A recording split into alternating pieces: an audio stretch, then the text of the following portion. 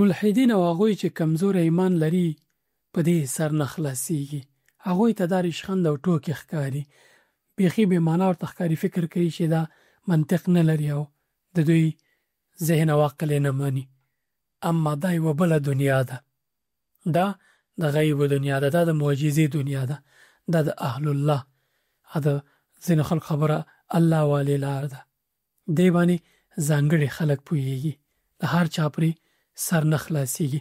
کمبخت دی هغه کسان چې دغه اړیکه نشي پاللی او یا په دغه اړیکه نه پوهېږي، یا په دې سر نه خلاصېږي، یا ورته منطقي نه ښکاري. دا یوه بله عجیبه دنیا ده. الذين يؤمنون بالغیب، هغه کسان چې په غیب باندې ایمان لري. هغه کسان چې ځینې شیونه ورته الله پاک په دنیا کې ښودلي، اما ځینې بیا هغه دي مؤمنان دي چې هغوی په غیب باندې ایمان لري. ملحدین او هغوی چې کمزور ایمان لري، دوی یوازې په ماده او په مادي شیانو باندې باور لري. غیبي او معنوي شیان دوی ته ډېر معنا نه لري او ډېر منطق ورته نه ښکاري پکې.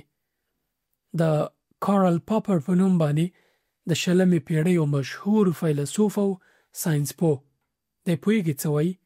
If anyone tells you that the world only consists of material things, I will call him idiot. وایي که ځینې څوک درته ووایي چې دا نړۍ یوازې ماده ده او ماده پرستي ده، پکې مټریالیزم دی، بل څه نشته، زه به یې احمق وبولم. فیلسوف ساینسپوه چې مسلمان نه دی په 20مه پیړۍ کې، هغه دا خبره کوي. یو بل فیلسوف دی د 20مې پیړۍ مشهور فیلسوف دی، هغه وایي ځینې کسان که په دې باندې باور لري چې دا دنیا یوازې ماده پرستی ده، ماده ده، بل څه پکې نشته، د مادې نه هاخوا نور څه نشته، یعنی غیب او نور دغه، نو زه دوی ته احمق وایم. دغه دواړه فیلسوفان دغه کسان احمق بولي او رښتیا احمقان دي. هغه کسان فکر کوي چې د دنیا یوازې هغه څه دي چې دوی ویني او هغه څه دي چې دوی لمس کولی شي. په غیب باندې ایمان نه لري.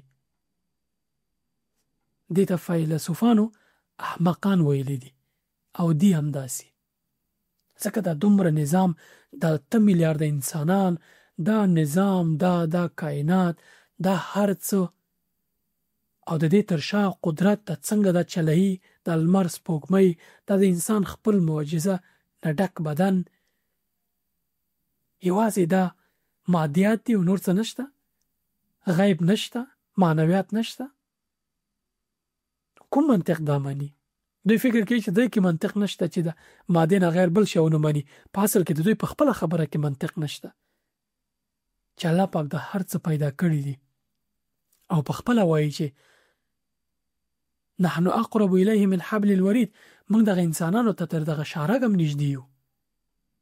ادعوني استجب لكم، دعا وکړئ زه جواب درکوم، زه یې منم، زه یې قبلوم درته.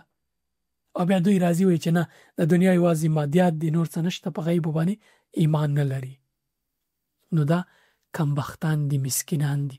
د دوی په حال باندې رحم پکار دی. دوی نه یوازې دا چې نور چاته څه ښودلی نشي، په خپله باید لومړی دا درک. دوی دغه د منطق او د هر څه په الفبا کې بند پاتې دي. دوی ته ځان هوښیاران ښکاري. له بده مرغه دوی فکر کوي چې که دا خبرې ته وکړي او دا څه ووایي، ته هوښیار ښکاري، ته پر مطالعه ښکاري. نه، کمبخت دی، مسکین یې، په دې شیانو دې سر نه خلاصېږي.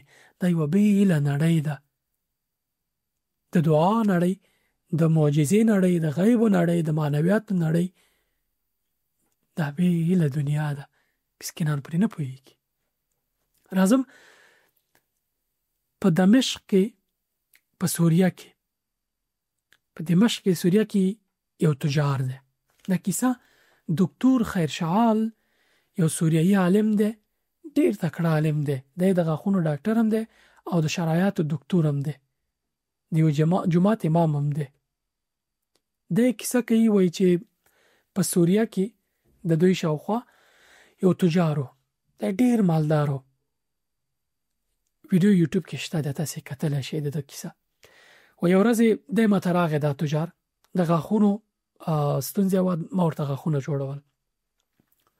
کار مې هم کوو. دنه مې پوښتنه وکړه چې ته دې دا راز ماته ووایه چې دا دومره مالداره یې، دا څنګه مالداره شوې؟ د دې سرمایې د ګټلو دا دومره مالداري د دې راز راته ووایه، څه دي، څنګه دې مال پیدا کړی دی؟ وایي هغه راته وویله چې ما تر اوسه دا کیسه چاته نه ده کړې، خو دا چې ته یو نیک انسان او نیک شرعي علم لري، خلکو ته سپارښتنې کوي او خلکو ته نصیحت کوي او خلکو ته دین رسوي، تر اوسه ما دا خبره چاته نه ده کړې، خو تا ته کوم. څنګه کیسه کوي، وایي چې ما ته الله پاک داسې عادت را کړی دی، زه د غټ شرکتونو او کاروبار لرم او غټ کاروباریان را سره کار کوي ما سره.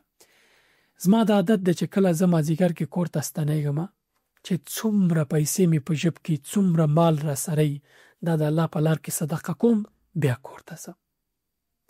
یعنې ډک جیب یا په جیب کې چې مې پیسې کور ته نه ځم، دا ټولې صدقه کوم، ځان ته خلاصوم، بیا کور ته ځم، د الله پاک سره تجارت کوم.